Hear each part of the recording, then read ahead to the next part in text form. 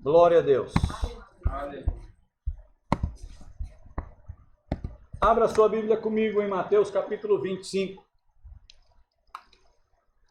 A partir do versículo de número 1.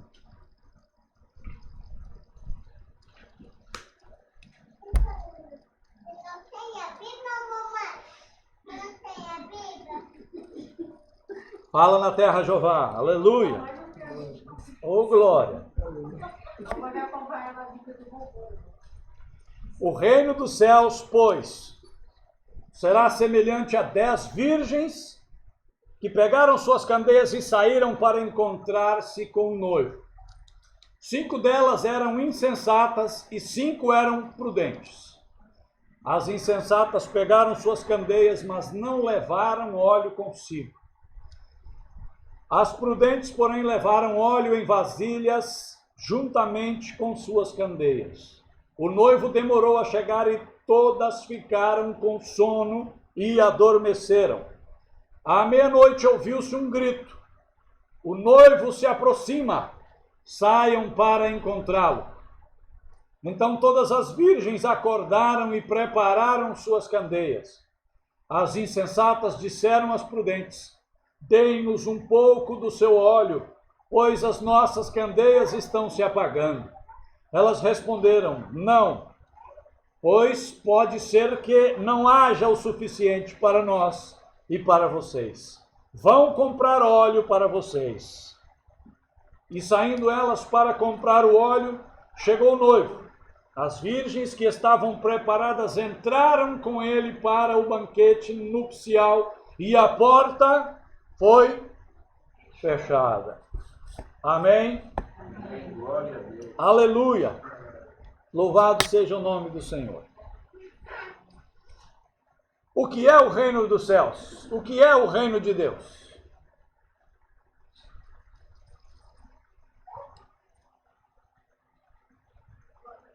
Você já viu o reino de Deus?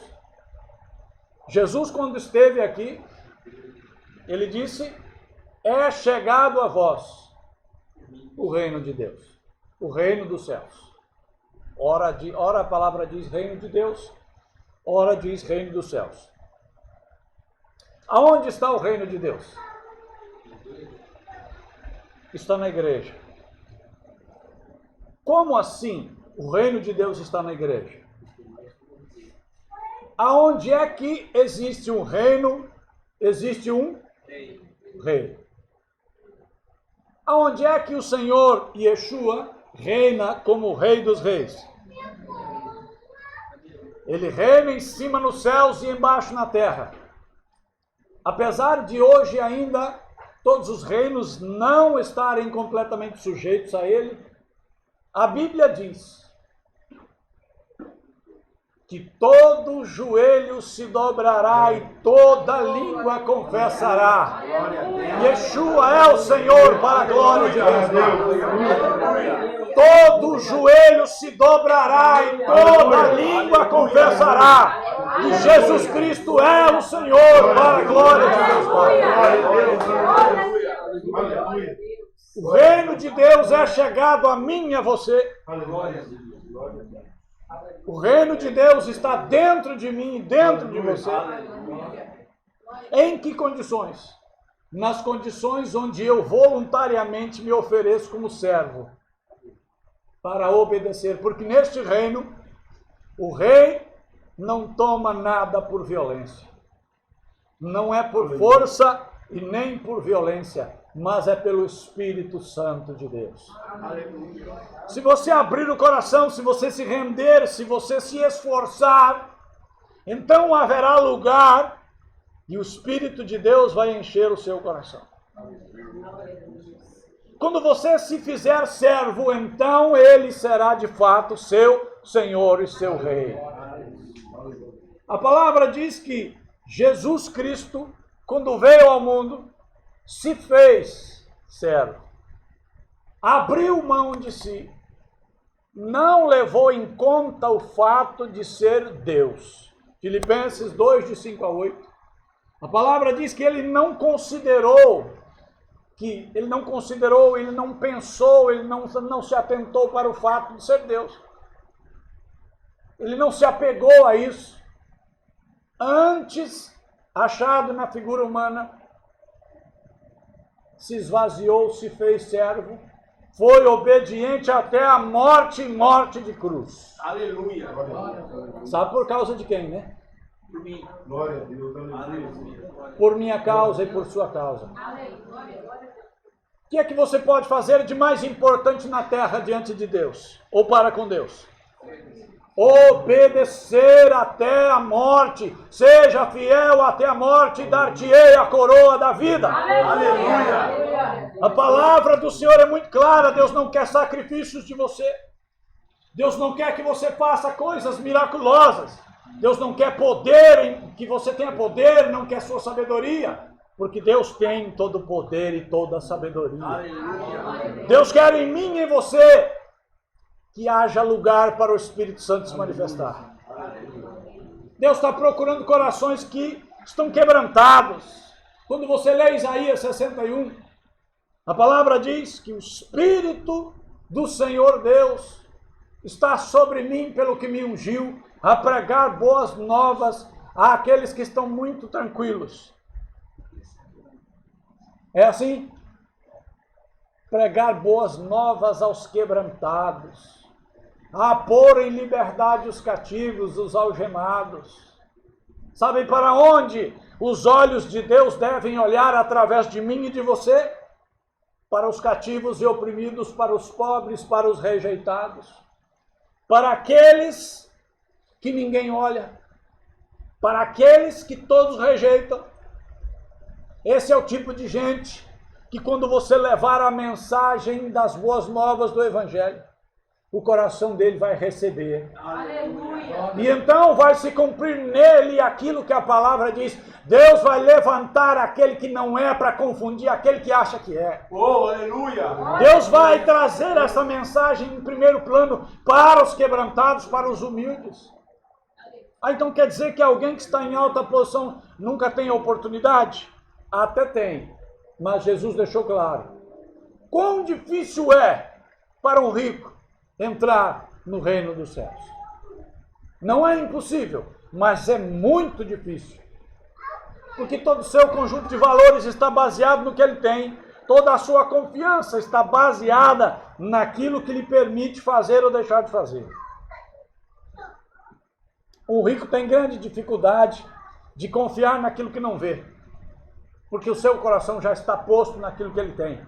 E para tirar o coração daquilo, ou para tirar aquilo de dentro do seu coração, é difícil. Comece a amar aqueles que Deus ama. Comece a olhar para aqueles que ninguém olha. Dê prioridade para aqueles que o mundo manda para a ponta da fila. Esse é o tipo de gente que está com o coração pronto para receber a mensagem que você tem. Essa mensagem que salvou a sua vida deve ser compartilhada, e se ela for levada a esse tipo de gente, vai haver sucesso. A semente vai cair e vai brotar e vai dar fruta 100 por 1. Porque há pessoas que são infrutíferas porque seus corações estão endurecidos, a semente caiu, a semente é boa, mas não abrem, não dão lugar. Agora aquele que está quebrantado, aquele que não tem mais em que se segurar, já tem mais da metade do caminho andado. O homem que não tem nada, que é desprezado, que é humilhado, seu coração está quebrantado e ele já não confia mais em nada, não tem em que se segurar. Quando você mostra para ele que existe alguém que o ama e quer perdoar os seus pecados e tem poder de arrancá-lo daquele inferno e levá-lo para o céu, ele recebe a mensagem prontamente.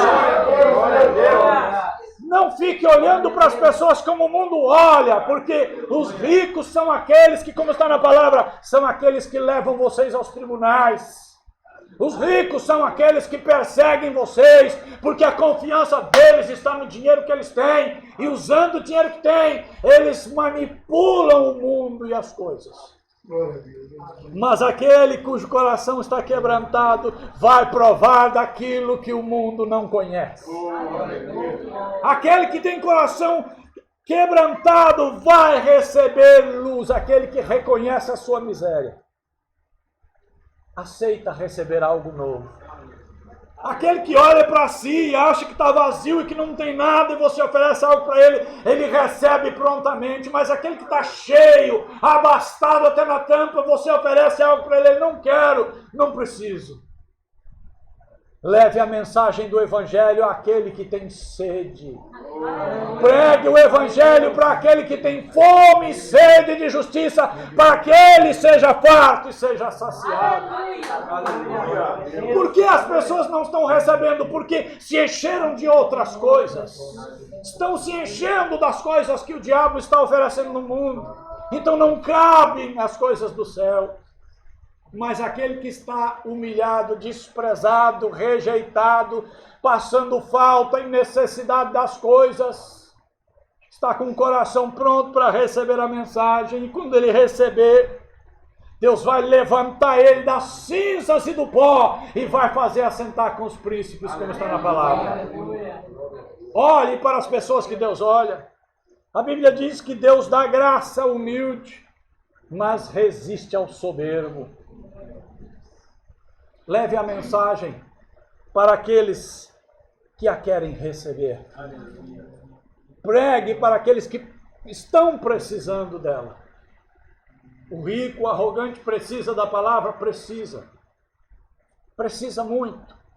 Por quê? Porque é um cego, como está em Apocalipse. É um pobre, cego e nu, é um miserável, mas se acha muito abastado. Porque a confiança dele está naquilo que ele tem. Pregue ao pobre e ele vai receber a mensagem. Pregue ao humilde e Deus vai transformar a vida dele. E você vai ver os frutos de justiça aparecerem na vida dele.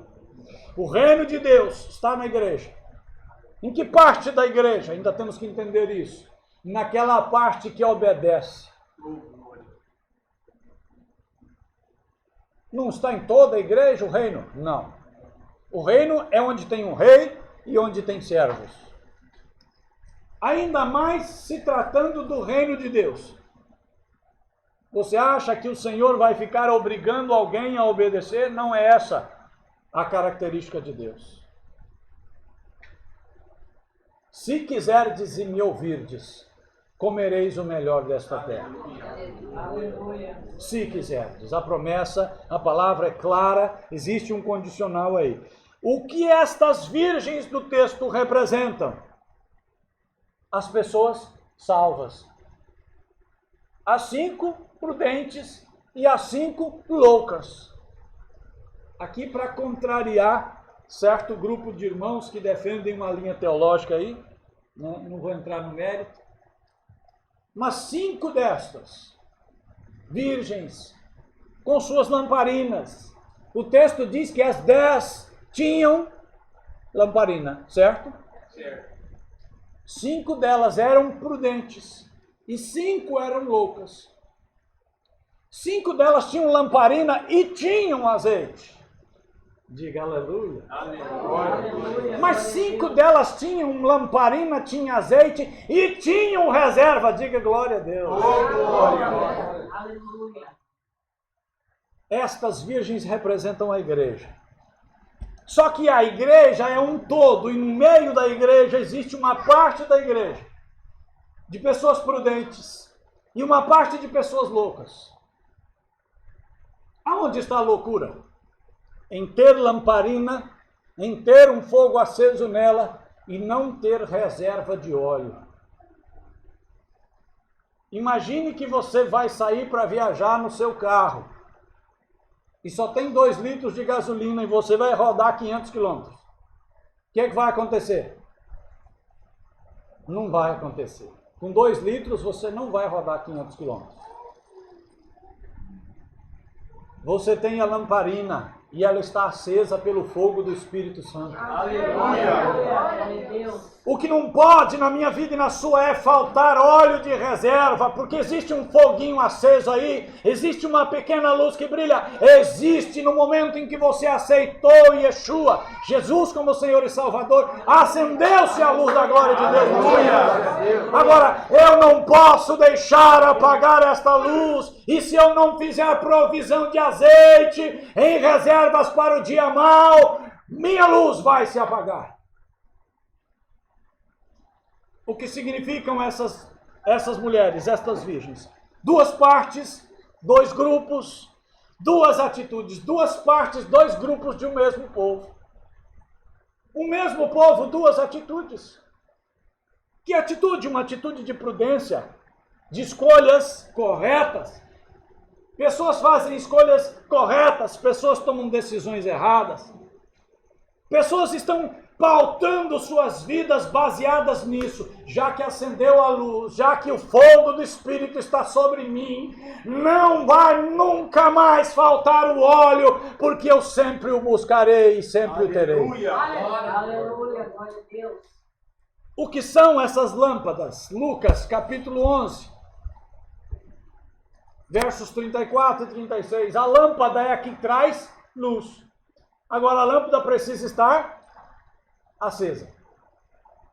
O texto diz o seguinte, Lucas 11, 34 a 36. Os olhos são a candeia do corpo.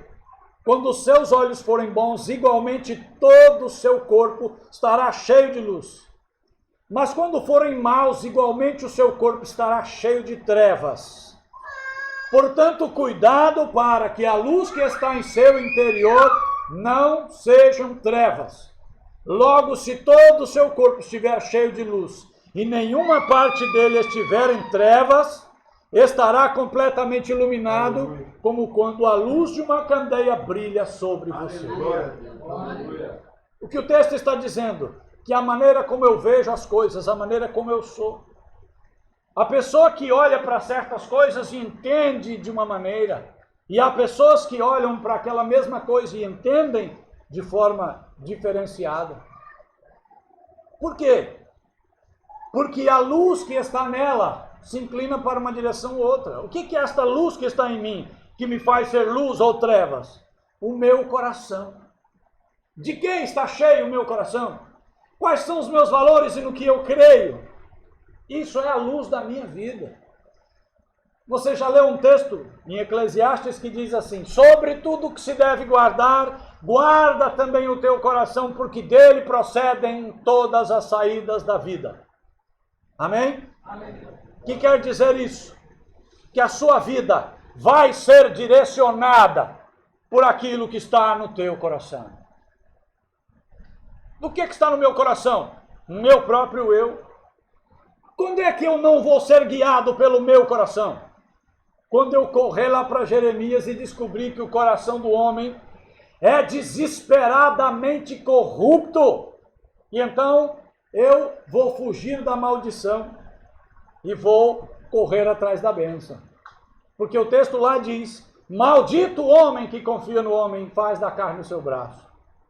Bendito é o homem que confia no Senhor. Aleluia. Então eu não devo confiar no meu coração. A minha maneira de ver as coisas não pode ser segundo minha filosofia de vida. A minha maneira de agir e reagir não pode ser baseada no que eu acho e no que eu penso. Porque se eu confiar em mim mesmo, eu me coloco debaixo de maldição. Eu não posso confiar neste conjunto de valores que eu herdei do meu pai, da minha mãe, do mundo e das pessoas. Eu só posso confiar no conjunto de valores que o Espírito Santo me revela na palavra. Essa é a luz que ilumina o meu caminho. Não é meu coração que me guia, é a palavra, é o Espírito. Eu quero ir para ali, eu quero ir para lá. Você sempre vai lidar com isso. Sempre vai haver em você o seu próprio querer, suas vontades. Você vai sempre querer responder a uma circunstância, tomar decisões em outra, mas o temor do Senhor te levará a buscar na palavra se é ou não a vontade de Deus, se passa ou não pelo crivo daquilo que está escrito e revelado pelo Espírito Santo. Aleluia. Aí eu vou começar a viver de tal maneira que eu posso dizer que meu corpo, minha vida está na luz e eu não estou mais nas trevas. Quando é que alguém que diz estar na luz está de fato na luz? Quando vive na prática da palavra. Quando pauta a sua vida de acordo com o que está escrito. Quando vai falar, ele olha se eu posso ou não. Quando ele vai decidir, ele precisa estar de acordo ou não.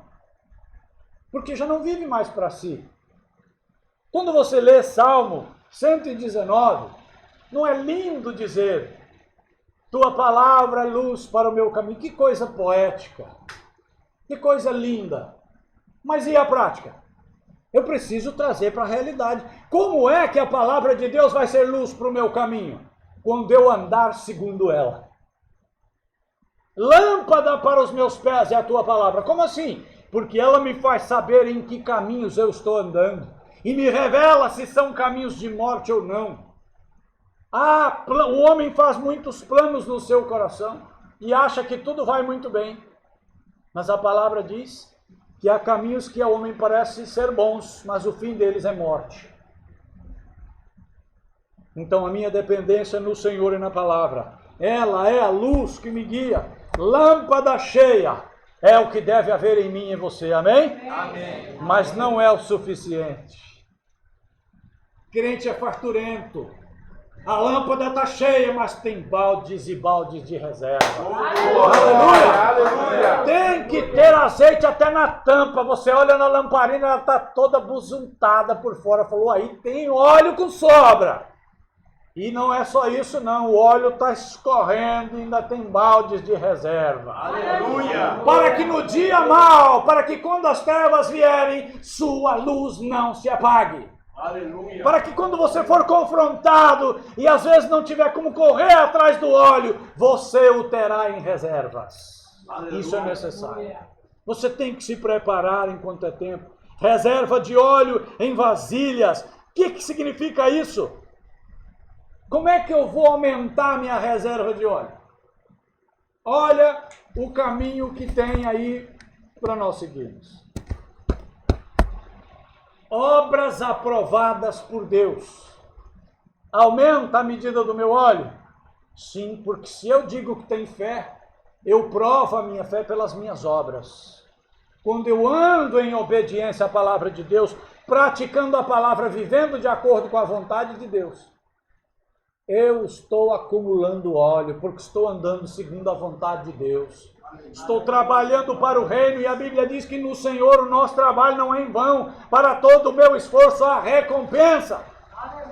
Segunda milha caminhada, já ouviu falar disso? Se alguém te pegar pelo braço querendo que você vá uma milha, caminha a segunda com ele. O que significa isso?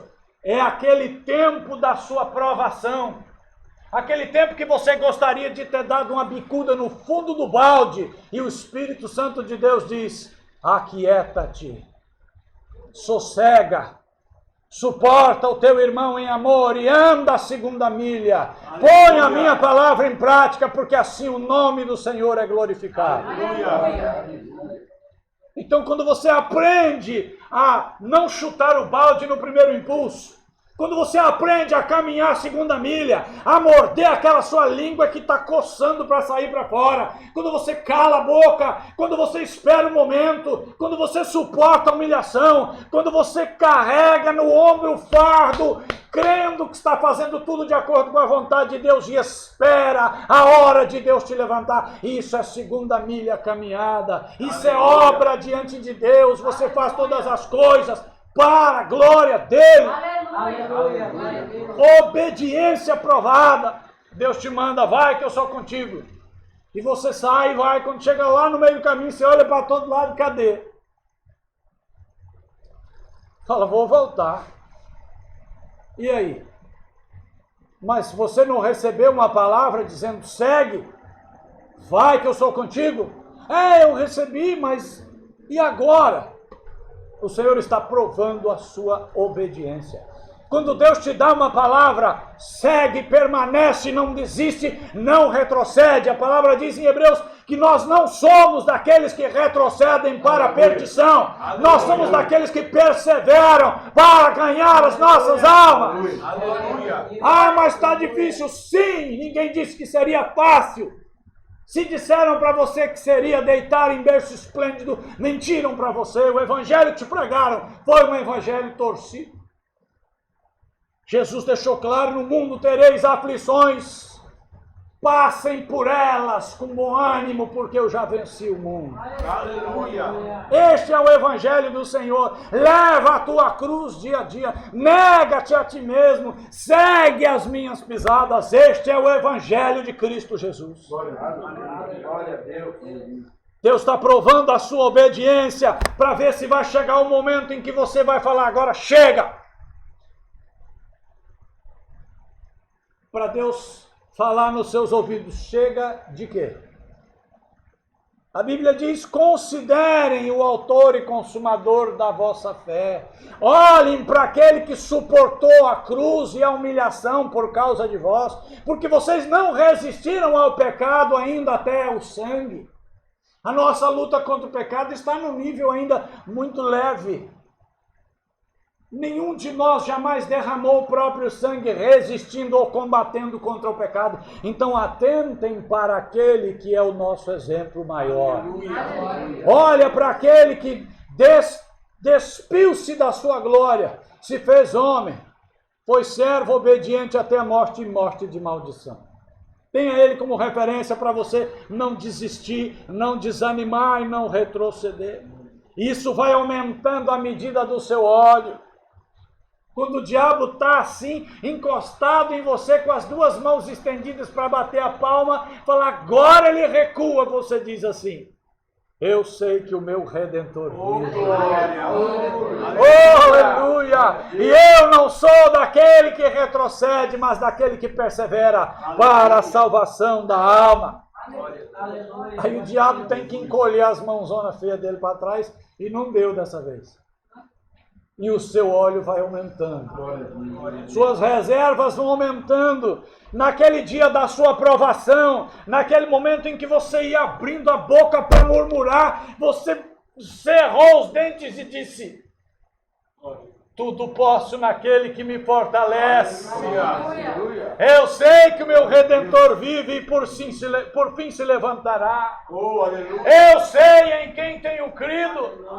Sei que o meu Deus é fiel e as suas promessas jamais cairão por terra. Naquele dia em que você teve que louvar a Deus por algo que você perdeu e você não entendeu, e o diabo ficou na cola para fazer a festa, e você, ao invés de murmurar, você levantou as mãos e disse: glória a Deus em todo o tempo e em todas as coisas. Eu creio que o Senhor está no controle, que todas as coisas cooperam para o bem daqueles que amam ao Senhor e são chamados segundo o seu propósito. Quando você abre a boca e confessa a palavra, eu imagino, eu consigo ver a espada de fogo na nuca do demônio que estava ali querendo entrar e festejar na sua vida. Aleluia. Esteja preparado para responder com a palavra. Em todos esses momentos, quando você é fiel na prova, o seu óleo vai aumentando nas reservas. Naquele dia em que você não tinha força alguma, e você achava que não conseguia mais nem ser crente, porque parecia que o fardo era muito grande, você não tinha mais forças, parecia que tudo era contrário. E aí você olhou a palavra e abriu a boca santo e disse: quando eu sou fraco, eu sou forte, porque o poder de Deus se aperfeiçoa na minha fraqueza. Glória a Deus. E aí o Senhor vai te levantando, te fortalecendo e vai aumentando o seu azeite. Suas reservas estão guardadas. Você ouviu o texto? Minha recompensa está comigo, diz o Senhor. Aleluia. Para retribuir a cada um segundo as suas obras. Aleluia. No dia da prova você foi fiel, seu galardão está guardado, Aleluia. sua recompensa está com Ele. Aleluia. O tempo de oração, frutos dignos de arrependimento, são coisas que aumentam o seu óleo. Frutos dignos de arrependimento é o quê? Um estilo de vida que as pessoas olham e dizem assim, esse aí, quem falou que converteu? Aí encosta em você, fala, dessa vez parece que está fazendo tudo certo. Amanhã, continua, né? Parece que... Depois fala, não é de ver que mudou? Depois disso você fala, rapaz, como diz o xaropinho, rapaz, mudou, mas mudou mesmo. Eu conheci esse fulano, essa fulana aí. Isso aí eu andava junto, eu conheço as presepadas que fazia. Moço, você não conhece mais o fulano. É testemunho da obra de Deus, da operação do Espírito Santo na sua vida. Isso aumenta o seu óleo, porque é testemunho dado e nós somos levantados para isso. Jesus diz, recebereis poder ao descer sobre vós o Espírito Santo e ser-me-eis testemunhas. E o tempo de oração que você gasta no Espírito também aumenta a medida do seu óleo. Eu não estou falando daquela oração que você entra olhando para o umbigo, não. Eu estou falando daquela oração que você entra com a cara virada para o pó e sem se lembrar que você existe e você está olhando somente para Deus. E você começa a orar e você tinha 32 coisas para falar com Deus e daqui 1 hora já se passou e você não falou nenhuma delas porque o Espírito de Deus te levou a te dirigiu em oração e você falou de coisas que não pensava e orou e profetizou e clamou em coisas que o Espírito Santo te deu. E aí você vai gastando tempo de oração assim, e você começa a abrir mão do que isso aumenta seu reservatório de óleo, porque a sua intercessão sobe, a oração dos santos é guardada diante de Deus como numa taça. Toda a oração dos santos está lá, mas ore em espírito, não ore a oração do egoísmo. Não seja sócio do JBS, não ore a oração da carne. Ore a oração no Espírito, busque o reino em primeiro lugar, a sua justiça e as demais coisas serão acrescentadas. Ore segundo o coração de Deus, se preocupe com o que Deus se preocupa. Coloque a sua vida de fato a serviço do reino de Deus. E então o seu óleo estará reservado. O texto diz que todas as 10 dormiram. Sim ou não? Sim. A sobrecarga e o cansaço vêm para todos. Não pense que você está, mas estou me esforçando, estou fazendo tudo direitinho, e tem hora que parece que eu não aguento mais, não tenho mais forças, parece que eu estou morrendo.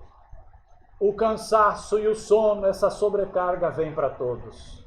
Vem para 5 prudentes e vem para 5 loucas. As 10 adormeceram. As 10 dormiram. O cansaço vem para todos. Só que todas dormindo, mas uma parte tinha reservas, outra não. Qual é a diferença de ter óleo em estoque? É que no dia mau você não fica desamparado. No dia mau, sua lamparina não vai apagar, você terá luz para si. Quando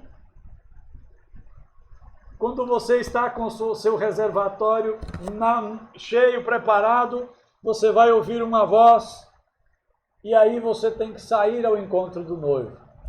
As 10 virgens, a igreja do Senhor, está caminhando em direção a quem? Ao noivo. Nós estamos caminhando em direção ao noivo. Como é que eu posso dizer isso?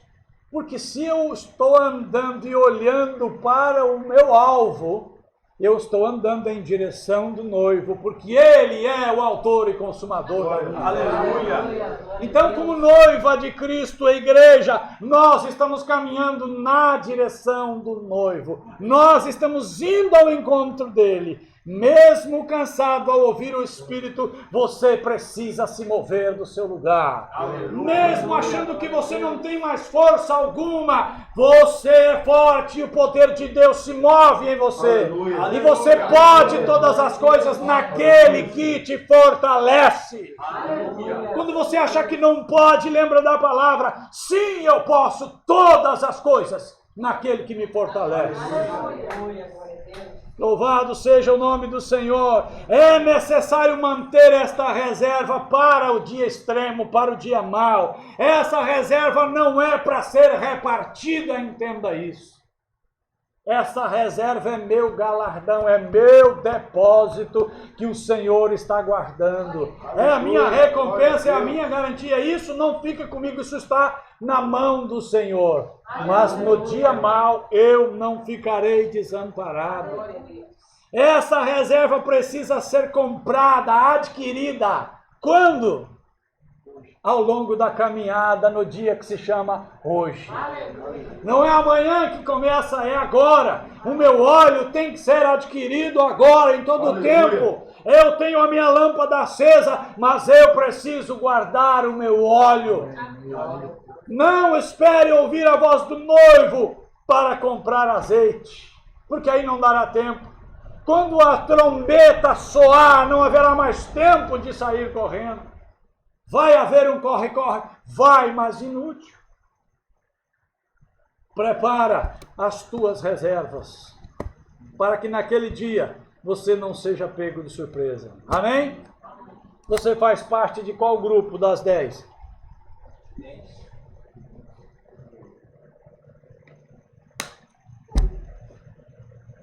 Ao cenário da política, você é da esquerda ou da direita? Você é das 5 da esquerda ou da direita? Depende da sua definição de prioridades. Sua lâmpada pode estar acesa, como eu creio que está. Mas a reserva é uma outra história.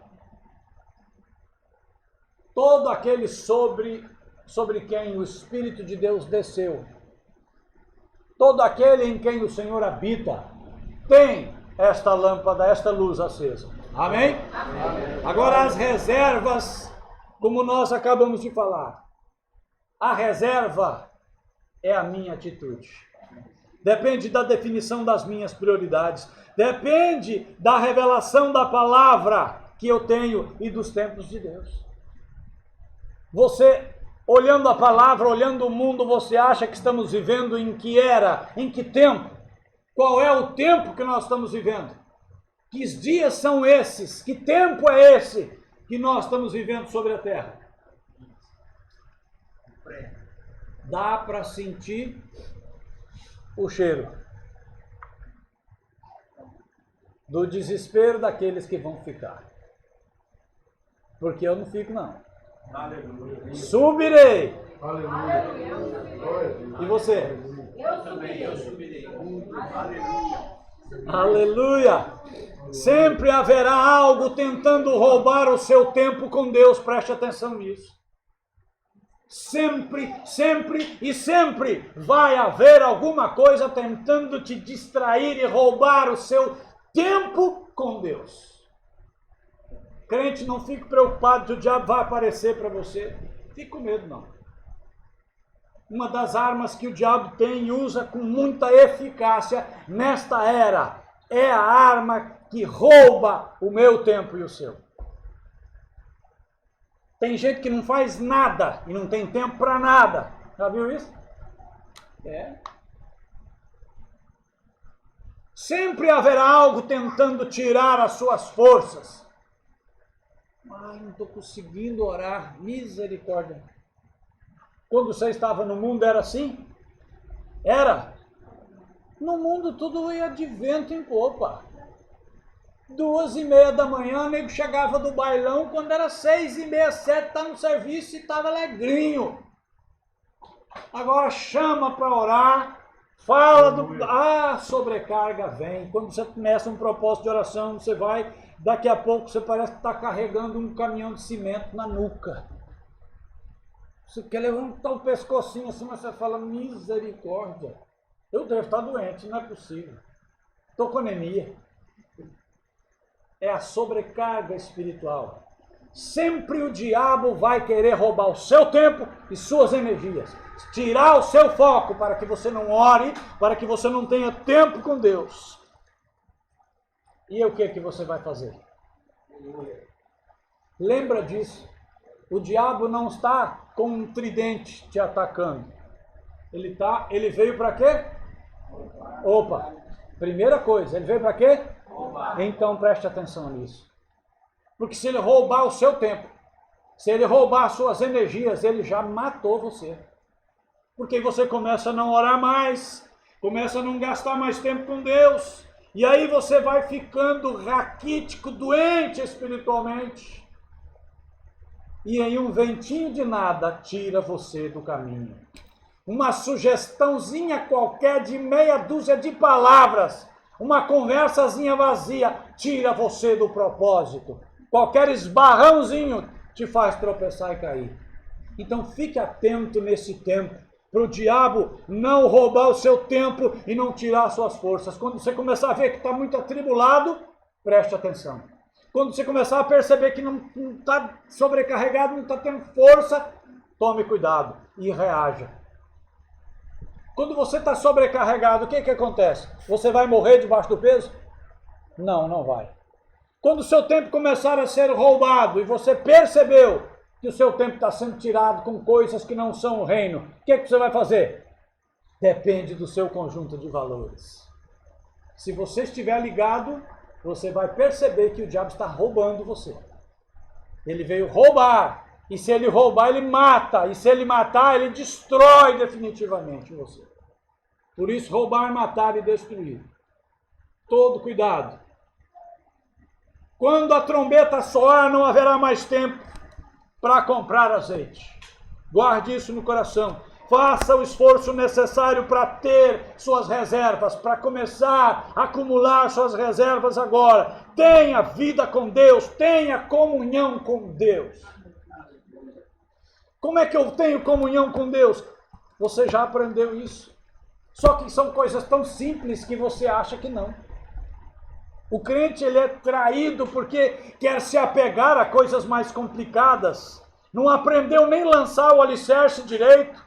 Não aprendeu nem a colocar as coisas elementares do evangelho em prática. Está querendo atentar para coisas mais complicadas. As coisas simples garantem sua sobrevivência e sua vitória, porque o Evangelho de Cristo não é complicado. Os princípios ensinados aqui são simples, mas são poderosos para me salvar. Aleluia! Leitura de Bíblia, quem lê Bíblia, como eu tenho ensinado, quem lê, quem se alimenta da palavra diariamente, come do pão vivo que desce do céu. Aleluia. Quem come da palavra, come espírito e vida, se alimenta de coisas eternas. Agora, é uma leitura de qualquer modo? Como é que eu falei aquele dia do entusiasmo? Hoje eu estava vendo aquele pessoal da YouVersion, eles publicam lá no Instagram um comentário de alguém dizendo que o meu entusiasmo não é produto do meio, mas o meu entusiasmo é produto da postura do meu coração. Eu falei sobre isso um dia com vocês aqui, e eu publiquei isso lá também, dizendo que quando eu vou para a palavra, eu preciso ter atenção. Eu preciso ter esperança. Eu preciso de entusiasmo. Eu tenho que ter atenção. 2 Es e 2 As. Ou A. Que no cuiabano quase dá para falar, né? E-A, 2 vezes. Você tem que ter atenção ao que está lendo. Não pode ler de qualquer maneira. Aí tem que ter abertura, eu não falei. Tem que ter atenção ao que está lendo. E tem que ter abertura. E tem que ter esperança de que Deus vai falar com você.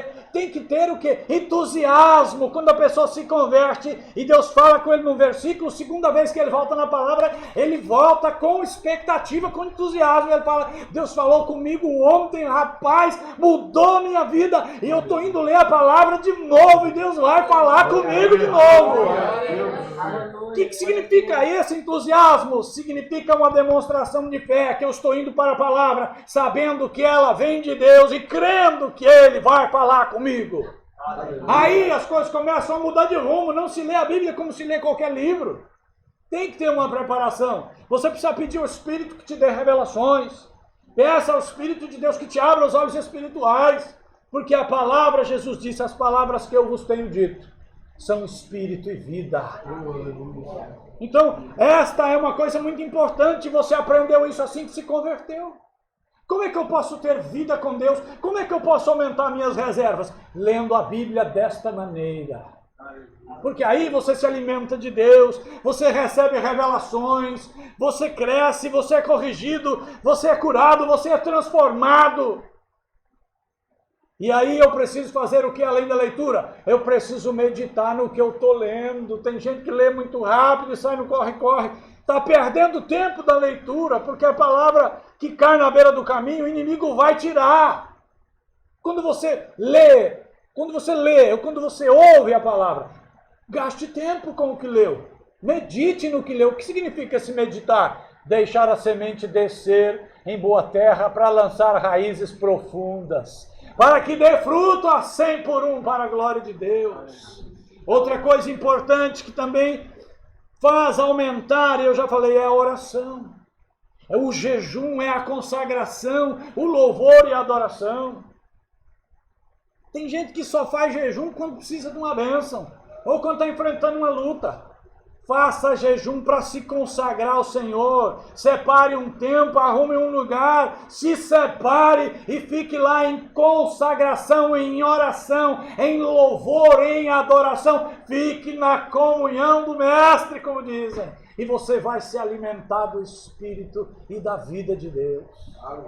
É necessário que o crente seja consagrado, que ele tenha tempo, que ele se separe. Consagração é separação. Isso aumenta minhas reservas e meu óleo. Muita oração, como diz um grupo de irmãos, muita oração, muito poder. Nenhuma oração, nenhum poder. Que tipo de oração? Oração no Espírito, oração onde você entra na presença de Deus e é movido pelo Espírito Santo. Não com macumbaria, porque tem crente que faz uns tipos de oração que o Espírito de Deus tapa os ouvidos para não ouvir. Senhor, mata aquele infeliz daquele irmão que pisou no meu calo. Maldito. Ó. Senhor, o Senhor tem que recolher aquele infeliz porque está ocupando meu lugar no ministério. Jesus, misericórdia. Você acha que isso acontece?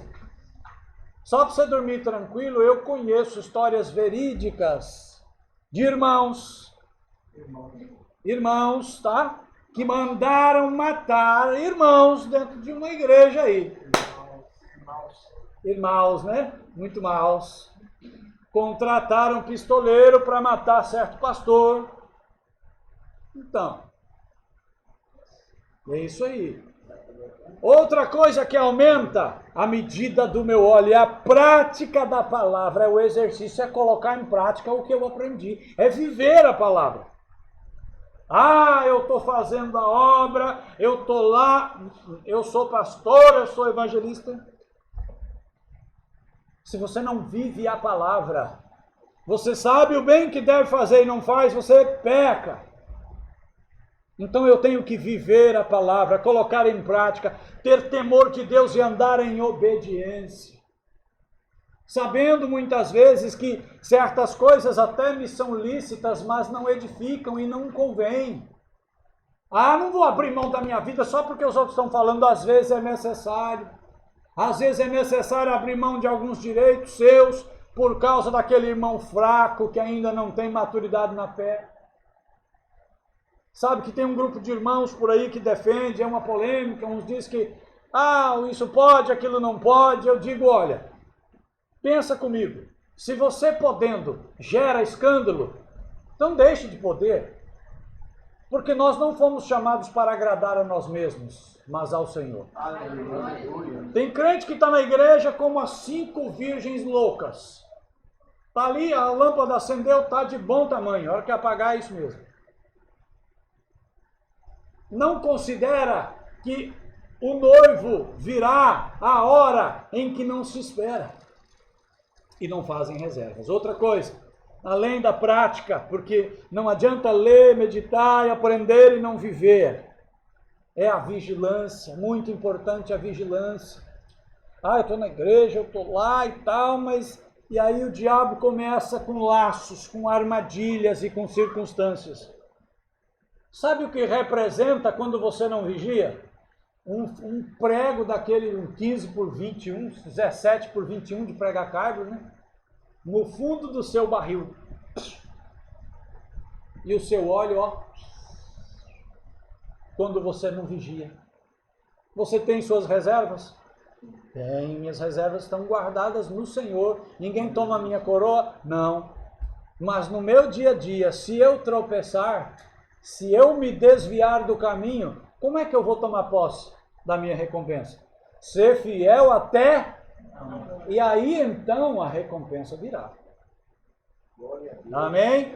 Prepara o teu pé, cuida para você não andar em caminhos tortuosos, cuida e vigia com aquilo que você ouve, com aquilo que você fala, com aquilo que você faz, cuida com as escolhas que você, com as decisões que você toma no seu coração, cuida porque às vezes o diabo não veio com um tridente a você, mas ele jogou uma frase no seu coração, ele te seduziu com uma fala e tirou você do crivo da palavra. Muita vigilância, muito cuidado, muito zelo.